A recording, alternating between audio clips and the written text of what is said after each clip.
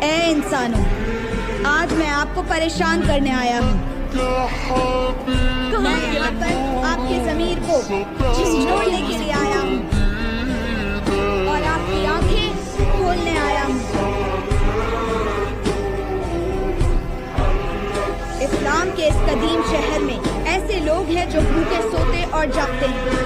کیا آپ کو سکون کی نیند سوتے شرم نہیں آتی؟ مسلمانوں کے شہر میں اگر ایک بھی شخص بھوکا رہے تو پیٹ بھرنا اور پیٹ بھر کر سونا بڑا عیب ہے۔ ایک دن پیغمبر صلی اللہ علیہ وسلم نے گھر میں بھیڑ ذبح کی۔